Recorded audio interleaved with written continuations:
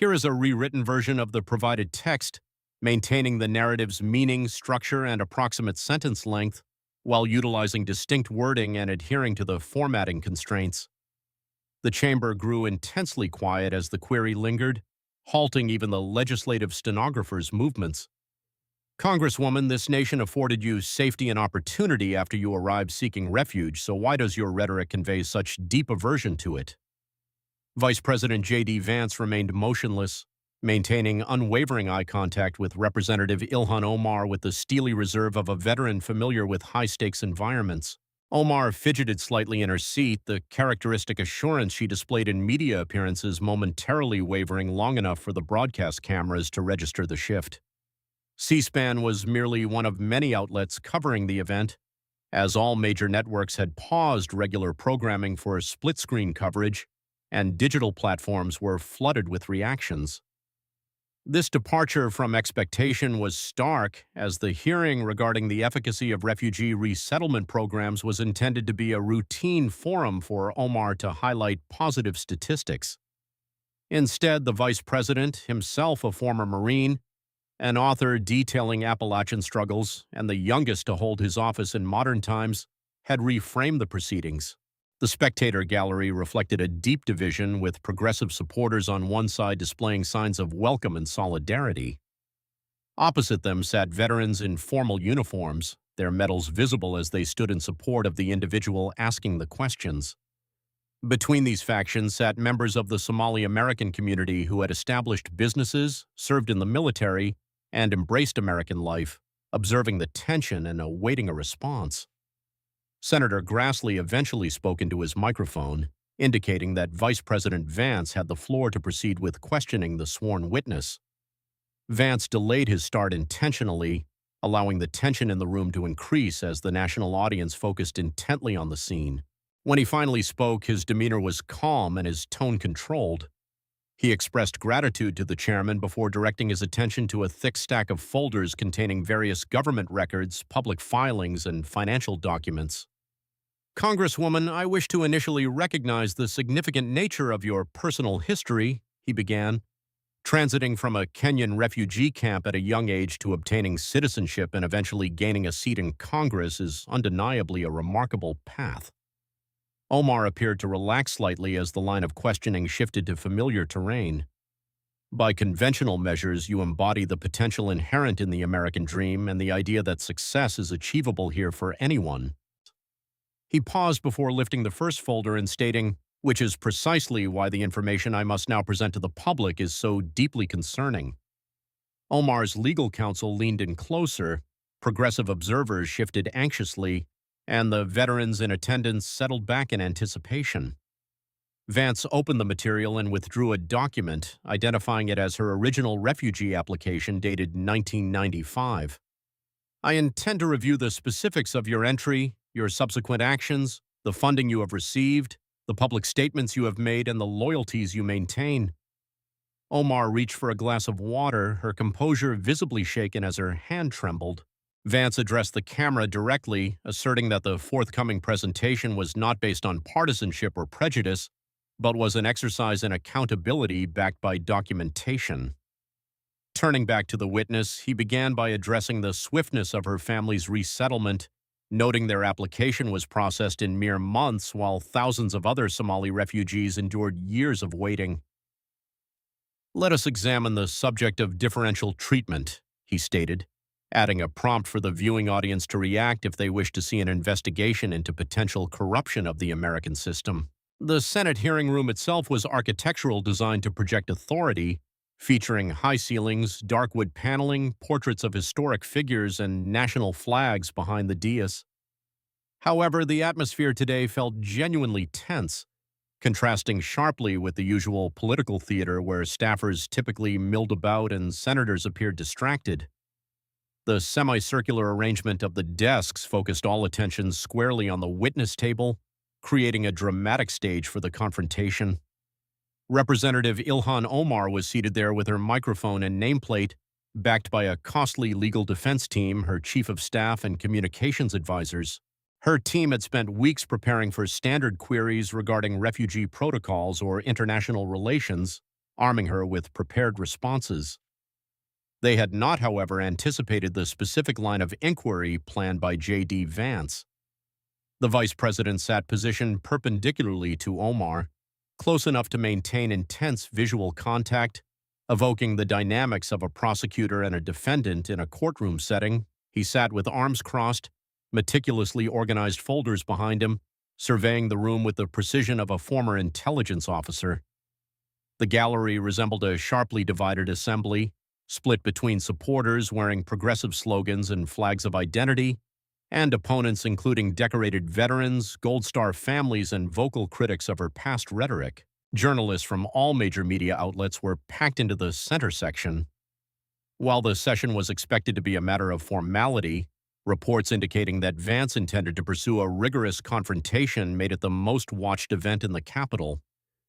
The broadcast feeds experienced technical difficulties due to high traffic, as multiple networks adjusted their schedules to provide continuous coverage and legal analysis. Chairman Grassley adjusted his glasses and read the introductory statement with his distinct, deliberate cadence. He announced that the committee convened to review refugee resettlement efforts and had called Representative Omar to provide testimony. He noted that Vice President Vance was also present in his capacity as a former committee member and administration lead on immigration to ask questions. The standard protocol provided only a thin covering for the inevitable clash everyone expected. Omar had carefully selected her attire, opting for a burgundy hijab, a dark blazer, and a cream blouse, a combination that was both professional for Washington and expressive of her identity.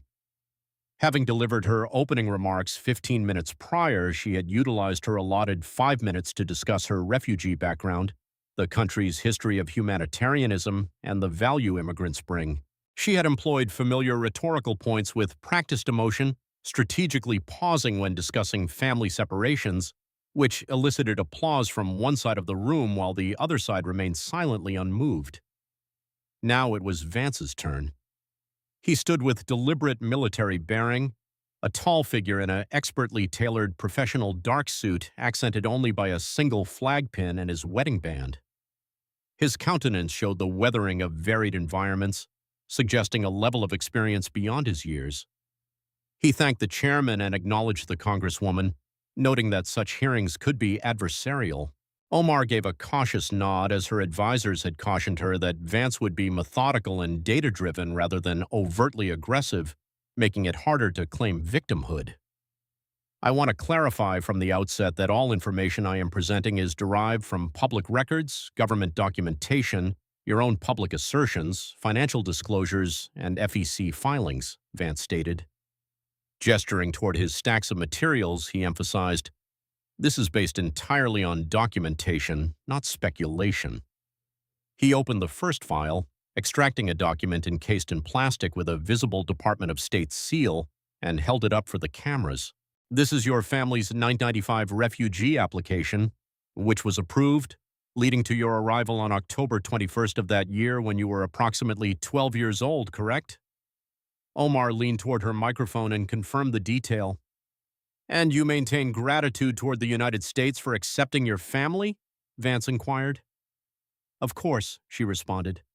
"I am pleased to hear that because the evidence I am about to submit may contradict that sentiment, and I want to provide you every chance to reconcile your stated gratitude with your actual deeds." The dynamic in the room shifted instantly as press members leaned in and camera operators focused, causing the entire gallery to fall still. Senator Warren attempted to intervene, objecting to the vice president's line of questioning and phrasing. Grassley, however, utilized his gavel to restore order, ruling that the vice president had been allocated time for inquiry and was permitted to proceed.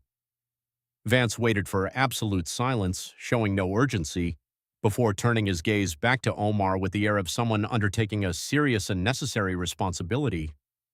"Congresswoman, let us begin with foundational facts. When exactly did your family depart Somalia?" "In 1991, during the outbreak of civil strife." "And where did you reside during the interim between 1991 and 1995? "We were in refugee camps within Kenya for 4 years." "That must have been an incredibly difficult experience," Vance remarked. "Extremely difficult. We possessed very little," she confirmed. And then you were granted entry to America, finding security, schooling, and opportunity? Yes. Vance paused and selected another document from the file. Then help me to comprehend. If this nation provided you with all those advantages, why does your public conduct suggest such hostility toward it? Omar's counsel immediately rose to object, characterizing the query as an accusation rather than a legitimate question. Grassley deferred to Vance, who maintained his focus on the witness. I will reframe the issue. Since your arrival, you have frequently vocalized criticisms of this country, compared it to extremist organizations, and appeared dismissive of the events of September 11th. He held up a substantial folder offering to present the specific documented remarks. Omar's composed demeanor showed a slight crack. So, I ask again, why does an individual who was granted asylum, citizenship, education, and professional opportunity dedicate so much effort to criticizing the nation that provided them refuge? The hearing room plunged into absolute silence. Vance set the folder down, concluding that topic for the moment. Actually, let us move from philosophical discussions to something more concrete. How your family secured resettlement so rapidly when countless others endured lengthy waits or are still in limbo. We must discuss the topic of differential treatment, Congresswoman, because I believe the public needs to understand that your case was not merely a matter of luck, but involved specific leverage. Opening the folder again, he stated, "Let me clarify that this is not an attack on legitimate refugees, but a review of your specific circumstances, advantages, and utilization of opportunities." Vance looked again at the camera, asserting that viewers were witnessing a systematic presentation of verified facts and public records, akin to a legal accounting of what was received versus what was done with it. He turned back to Omar and inquired, "Shall we proceed?" Omar again reached for her water glass, spilling a small amount on the table, a detail captured by the surrounding cameras as the room held its collective breath in anticipation of unprecedented testimony. Vance's team projected a comparative timeline on screens, immediately highlighting a stark contrast. "Let us examine waiting periods," he said, pointing to the case of a Somali individual who applied in 1992 under similar threat levels yet waited 9 years in a camp before arrival. Your family, however, applied in January 1995 and arrived in October of that same year, a span of only 8 months. Vance paused to let the point sink in, noting that while the average Somali refugee in that era waited 3 to 7 years, her family's application was processed in the top 1% for speed, and he asked why. "I do not oversee the refugee processing system," Omar responded. "Perhaps not, but evidence suggests someone with influence was advocating on your behalf," Vance countered, producing documents detailing her father's application and listed sponsors.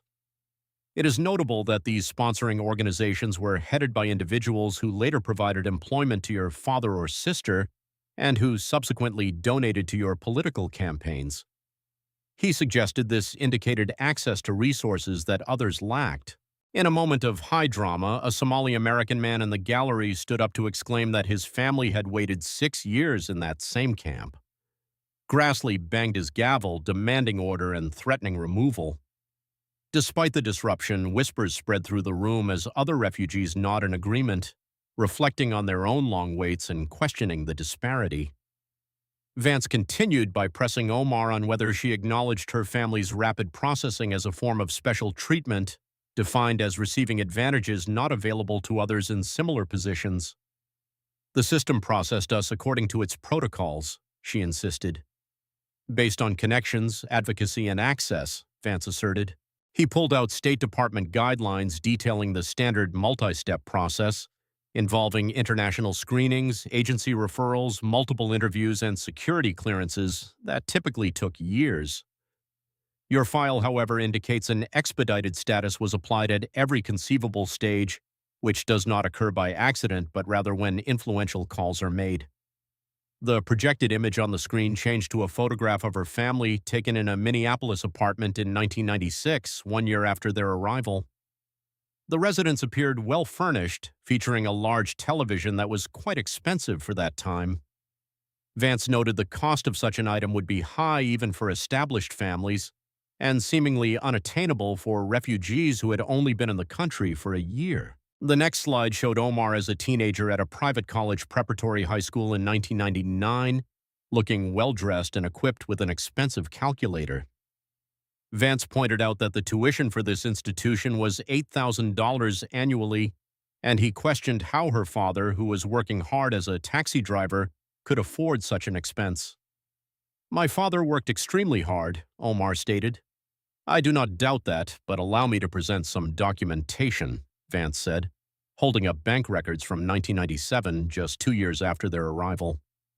He stated that while the average refugee family might have saved a couple of $1,000s by that point, her father's account held $47,000. This revelation elicited audible gasps from the chamber. How does an individual driving a taxi save that amount in 2 years while supporting 7 family members and paying high tuition costs?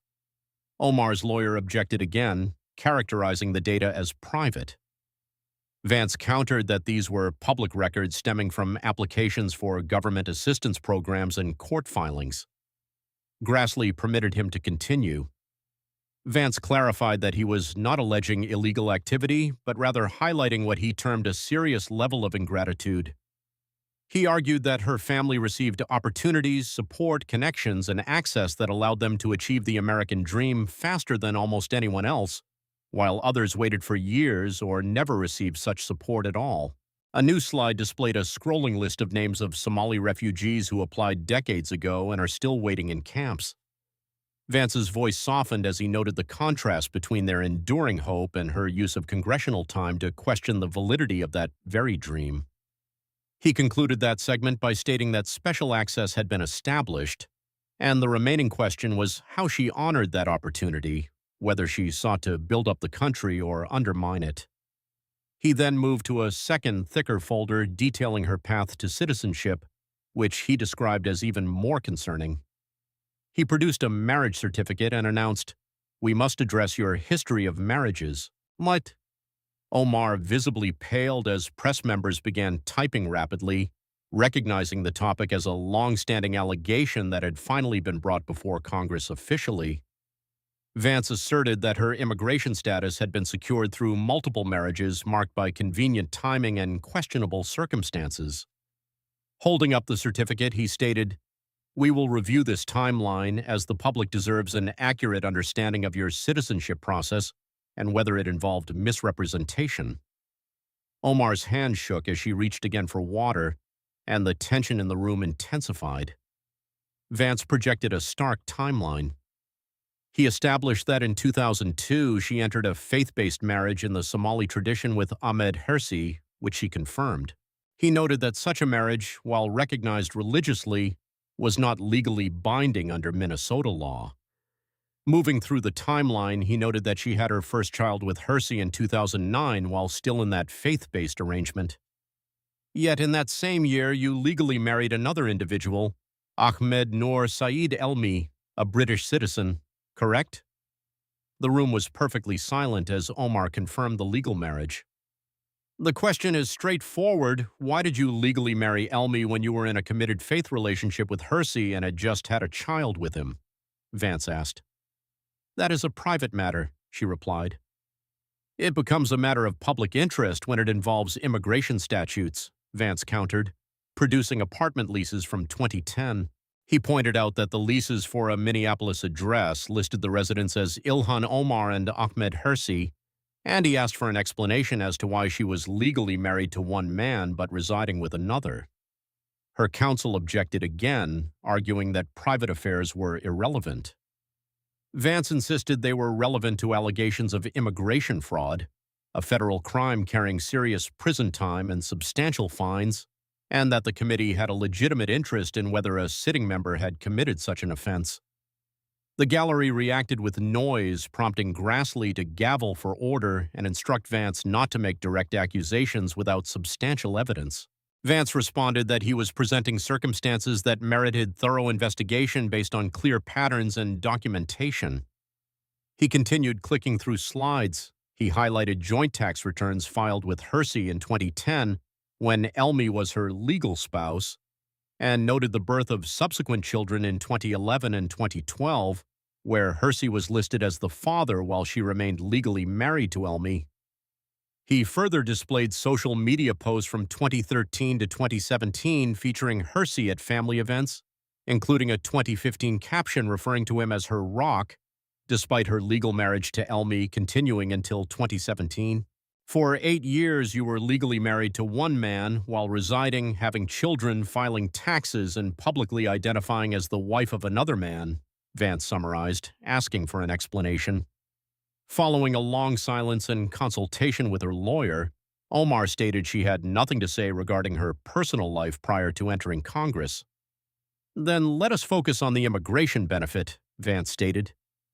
He noted that Elmi received a green card in 2011 and citizenship in 2012 through the marriage, which was subsequently dissolved in 2017.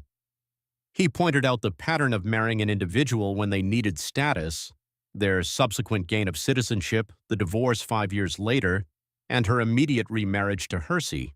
He asked the gallery whether that pattern suggested a legitimate union or an immigration arrangement. Vance then presented a comparison listing the typical evidence required for marriage-based green cards, joint bank accounts, shared leases, photos of a life together, and testimony, contrasting it with her marriage to Elmi, where no evidence of a shared life could be found. This marriage showed zero evidence of a genuine relationship, but it produced a clear immigration benefit. Elmi obtained citizenship. He held up the relevant federal statute regarding marriage fraud and its severe penalties, asking if she was admitting to an arrangement to evade immigration laws. "Are you accusing me of a crime?" Omar countered. "I am presenting documentation that raises grave questions which have never been satisfactorily addressed, involving potential federal violations," Vance stated. He concluded that segment by noting the irony of a member of Congress potentially involved in immigration fraud advocating for less stringent enforcement. He referenced a 2016 Minnesota state investigation that found she had filed improper joint tax returns and was ordered to pay back taxes, which he characterized as a mistake. Vance argued that this mistake saved her money and misrepresented her marital status to the government. He emphasized a pattern of obtaining legal and financial benefits through questionable filings. While stating it was not his role to call for prosecution, he asserted that the information warranted a real investigation by authorities. Someone who potentially gained status through questionable marriages should not be lecturing the country on immigration, and someone who separated from their legal spouse while living with another should not champion family reunification, he concluded.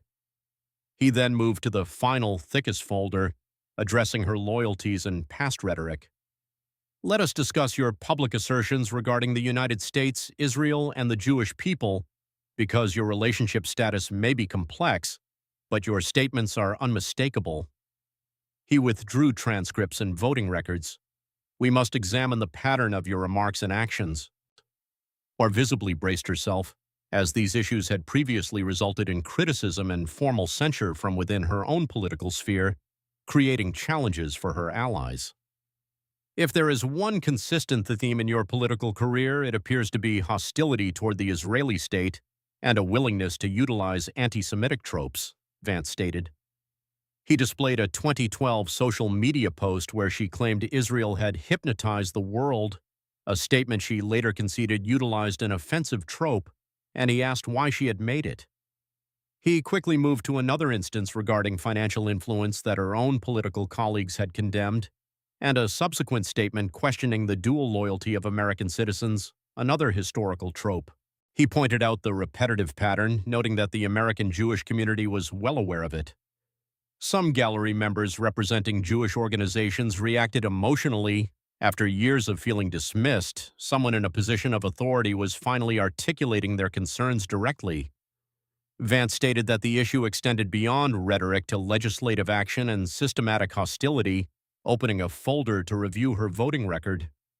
Vance utilized projected displays to detail specific legislative acts. He referenced a 2019 House resolution opposed to the BDS movement, a campaign seeking to economically isolate Israel. He pointed out that the resolution passed with overwhelming, broad bipartisan support, yet she was one of only 16 members who voted against it.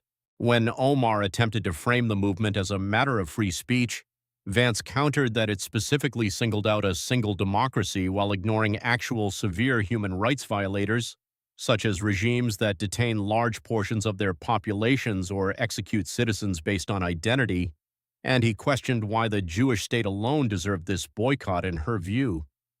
Moving forward, he referenced a vote on funding for the Iron Dome, a purely defensive system that intercepts rockets and protects civilians. He noted that she was one of only 9 members who voted against providing this protection. When she suggested opposing offensive measures, he retorted that the system is strictly for defense, aimed at preventing children from being victims of rocket attacks, and he pressed her on why she would oppose such measures. Next, he pointed to a 2019 House resolution that was drafted in direct response to her previous anti-Semitic remarks. It condemned anti-Semitism and passed nearly unanimously. He highlighted that even in this instance she had refused to vote yes, opting instead to vote present, which he characterized as abstaining from condemning anti-Semitism, even when prompted by her own problematic rhetoric. He then revisited the specific social media thread regarding financial influence. He argued that the plain meaning of her statement was that Jewish money buys political influence, an ancient offensive trope. He dismissed her subsequent attempt to clarify that she was referring to a specific lobbying organization, noting that the organization in question does not donate to campaigns, suggesting she was utilizing a trope rather than making an informed critique. Despite apologizing for that instance, he pointed out that just 3 weeks later she had again made statements questioning the primary loyalty of certain citizens. He producing a letter from 70 of her colleagues, Democrats and Republicans, pleading with her to stop utilizing these tropes because her words caused tangible harm. He noted that instead of addressing their substance, she dismissed their concerns by suggesting they were the ones who needed education. He then referenced statements made by the historic Anne Frank House in Amsterdam, which felt compelled to publicly clarify that comparisons of Israeli policies to Nazi atrocities are profoundly offensive.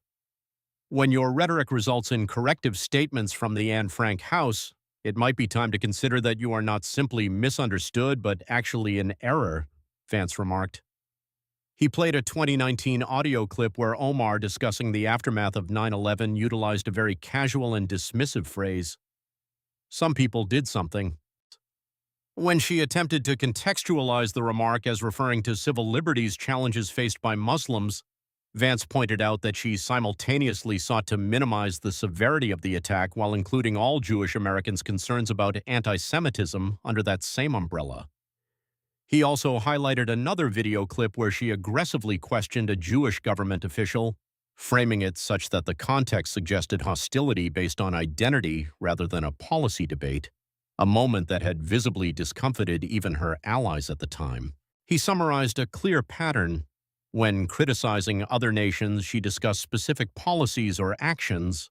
However, when addressing Israel, she relied on language evoking evil, financial manipulation, moral equivalence with terrorist organizations, and dual loyalties. He presented a report documenting numerous instances of anti-Semitic statements over her short career, each showing this repetitive cycle of offensive remarks, claims of being the victim when confronted, and refusals to acknowledge the hurt caused. He insisted she was not being silenced, but rather was facing well-deserved criticism based on her own words. The tension in the gallery became palpable as an emotional observer recounted her grandfather surviving the Holocaust and coming to America for freedom, accusing Omar of using her status to spread hate. The room fell silent again as Grassley demanded order. Vance then posed a direct question. Does the Jewish state of Israel have a right to exist, yes or no? Following a long, tense silence, Omar attempted a complex political answer. "I noticed you literally cannot bring yourself to say the word yes," Vance stated with an air of finality. "Your refusal speaks volumes. It suggests your hostility is not toward policy, but toward Jewish sovereignty itself." He concluded that segment and moved to her finances. "While you have publicly criticized certain lobbying efforts, your own campaign expenditures, particularly large sums directed to your current husband's consulting firm, present a fascinating and concerning picture." He projected a flowchart detailing the movement of campaign funds from her committee to her husband's company and onto various expenses, offering to explain campaign finance dynamics to the public. He provided data showing that the average competitive House campaign might spend around $300,000 on digital consulting. In stark contrast, he pointed out that in her district, which she typically won by an enormous 40-point margin against minimal opposition, she had paid over $1 million to a single consulting firm run by an individual she later married. He reviewed the timeline. She hired the company in 2018. In 2019, as divorce filings became public, accusations of an affair surfaced. The subsequent year, they were married. In the first year after hiring his firm, when you were not yet married, the payments were substantial. However, in the years following your marriage, those payments escalated to over $1 million annually, totaling $4 million to your husband's firm over 4 years. He broke down the specifics of the bills, questioning how a non-competitive race could require over $300,000 for digital strategy in a single year, or why $267,000 was paid for social media management when she already had internal staff dedicated to that role.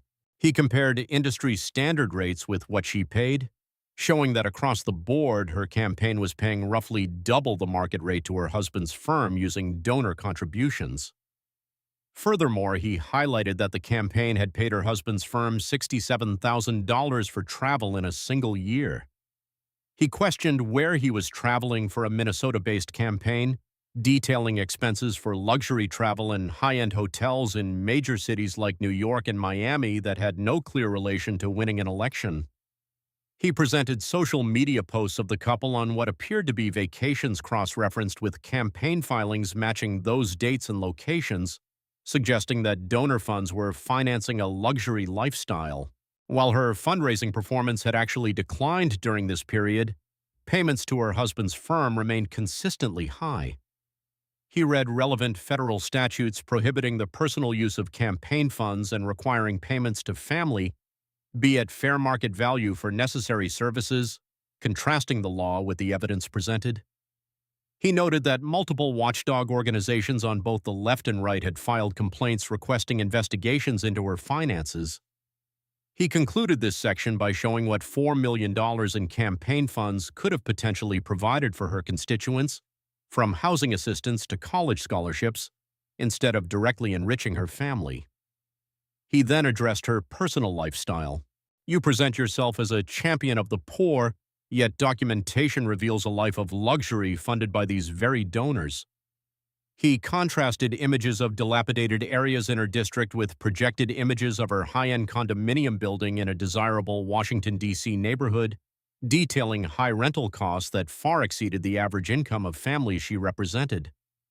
He listed the building's amenities, including a pet spa, noting the stark irony while families in her district struggled with healthcare costs. He further reviewed her transportation spending, noting that despite publicly advocating for public transportation and green policies, campaign filings showed she utilized costly ride-sharing services on hundreds of occasions, even for extremely short distances that were easily walkable or where public transit was readily available. He cited specific instances where she took expensive rides to attend environmental rallies aimed at reducing fossil fuel use. He then turned to her wardrobe, utilizing social media photos of her wearing expensive designer blazers, handbags, and accessories, contrasting their multi-thousand-dollar price tags with the 4 months of rent they would represent for her constituents. Hypocrisy is the issue. You speak frequently against income inequality while wearing apparel that costs more than what many of your represented families must live on for months. Finally, he displayed comparisons of the median household budget in her district with her own, detailing her extensive discretionary income and how campaign funds subsidized a significant portion of her fixed living costs, contrasting it with the struggle of the people she claimed to champion. He concluded that segment and picked up the last and heaviest folder. Our final topic is allegiance and whether your priority is to this country first or another. He opened the file to discuss her connection to Somalia. The public deserves to know whether your loyalty lies with the nation that gave you everything or the country you departed. Somali Americans in the gallery listened intently, as this was a concern many had privately held. Vance projected a visual contrasting the American and Somali flags. He noted that as an American citizen, she took an oath of allegiance to the United States Constitution. However, he then played a video clip of her speaking Somali at an event in Minneapolis. While she had claimed a different translation, Vance asserted that multiple professional translators had reviewed it and reached a common conclusion. To eliminate ambiguity, he called forward a decorated Somali-American Marine and fluent speaker from the audience, Sergeant First Class Abdi Hassan, to provide a definitive translation. The sergeant approached and Grassley allowed him to speak. Vance replayed the clip, and Hassan confirmed that her words translated directly to stating that they are Somalis first and that their nation is Somalia. Those are her exact words. There is no misinterpretation, Hassan stated with firm resolve.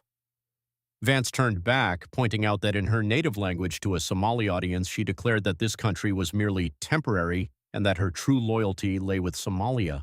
He then cited legislative records indicating that during official trips to Somalia, where she met with government officials, meetings she apparently failed to properly report, she co-sponsored legislation aimed at significantly increasing U.S. aid to that country. He pointed out a glaring voting pattern. She frequently voted against aid for key U.S. allies and democracies like Israel or Taiwan, but supported increased American taxpayer funding for countries with different alignments, suggesting her legislative priorities were not focused on American strategic interests. He contrasted her prolific use of social media to constantly criticize America while almost never offering any public critique of nations like Iran, which openly hostile to the U.S. or even Somalia itself. He then introduced 3 other Somali-American men as witnesses.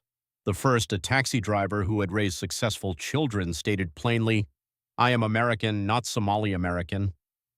The second, a restaurant owner, echoed the sentiment that America was his home, and his primary allegiance was to it and his children's future.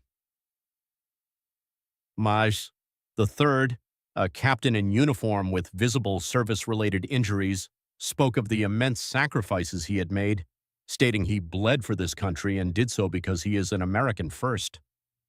The first man turned to Omar and stated directly that she did not represent them and that her focus on Somalia over America was a source of shame for their community. Vance allowed the emotional testimony to settle before pressing Omar with a direct loyalty test. If, hypothetically, a conflict were to occur between Somalia and the United States, which side would you support? Following several lengthy and tense pauses where she refused to give a simple answer, Vance concluded, "Your silence provides the answer. You are unable to say America because your loyalties are divided utilizing this country while your heart remains elsewhere." He then transitioned to the final and most significant topic, the terrorist attacks of September 11, 2001. This is the date that should evoke genuine gratitude for the protection this country affords, as 19 Islamic terrorists murdered 3,000 of our fellow citizens. His voice dropped, conveying a deep gravity that silenced the room. He asserted that her past dismissive comments on this event revealed her true sympathies. He stood in reverence as he described watching the attacks as a young college student, emphasizing that 3,000 civilians going about their mourning were murdered by jihadists who had hijacked commercial airliners. He projected heart-wrenching photos of the Twin Towers in flames and people choosing to jump rather than burn. He then played the 2019 audio clip where she referred to these acts as "some people did something," contrasting her casual dismissal with the horrific reality of the coordinated terrorist attack. He systematically broke down her phrase, arguing that it was a calculated minimization, making the attackers sound like random individuals who committed a minor offense. He countered her statement by pointing out that she immediately sought to make Muslims the victims of potential discrimination in the aftermath, prioritizing grievances over the 3,000 dead, their families, and the first responders who sacrificed their lives. He listed the names of both the terrorists and their victims, emphasizing that they were specific individuals acting for jihad, and that those who died deserved to be remembered by name, not minimized by a dismissive phrase. He particularly honored the passengers who fought back on Flight 93 and the hundreds of first responders who perished running toward danger while others fled. Your previous apology only highlighted that you were focused on the potential collective punishment of Muslims, completely failing to address what actually occurred, Vance stated. he signaling the next attendees, noting he had invited individuals who had earned the right to speak about that day and who were owed an explanation. 3 people approached: a retired firefighter, a woman, and a man with visible burn scars. The first witness, the woman, clutched a photo of her husband, Robert, and tearfully demanded that Omar use the correct terminology. Say that Islamic terrorists murdered my husband, not that some people did something. Say what actually happened. Omar attempted to offer condolences for the loss, but the woman pressed her, insisting she say the words terrorists murdered him and that it was terrorism. Omar looked away, unable or unwilling to utter the phrase. You cannot say it because you cannot bring yourself to condemn the terrorists who killed him, putting your religious identification before Bobby and 3,000 other Americans, the woman stated, concluding that her husband had died defending this country from people who hated it, while Omar lived in the same country and hated it just as much. The retired firefighter then took the microphone, his voice still affected by the aftermath of that day. He described carrying body parts and watching people being crushed, asking whether she had ever experienced that reality. The people I carried out had something violently done to them by Islamic terrorists who declared they did it for jihad, and you refuse to admit it because you are more concerned with religious sensibilities than American lives. He noted that she came to this country as a refugee and received its protection, yet she would not condemn the specific ideology that attacked it, concluding with a simple, crushing question: what does that say about you? The third man, a Pentagon survivor, simply asked if she would in fact condemn Islamic terrorism. When she again gave a vague response about condemning all forms of terrorism, Vance aggressively pushed back, listing other groups and ideologies she had condemned immediately in the past and contrasting it with her constant need to contextualize, diffuse, and make excuses when asked to condemn Islamic extremism specifically. Vance walked to the center of the room. The irony is that this country provided you with refuge from that very same brand of Islamic extremism in your home state, the same ideology that was used to attack this nation on 9/11. Turning to her own community, he presented poll results from her district showing that more than half of Somali Americans felt she did not accurately represent their values, with many expressing that her actions make their community look ungrateful. He concluded that she transited from a position of need to receiving extraordinary special treatment and opportunities, yet she utilized every moment to question and attack the country that saved her. He characterized her as not a success story, but a warning of what can occur when a person's sense of opportunity is replaced by one of resentment. He stood in conclusion, stating that she had taught the country an important lesson: that receiving opportunity does not guarantee gratitude or honorable service. As he exited, he paused to deliver a final, chilling observation. You should feel deeply ashamed, but I do not believe you possess the capacity for it. The room exploded with noise as media rushed out. Supporters and detractors both vocalized, and victims embraced, leaving Omar isolated and exposed at the witness table.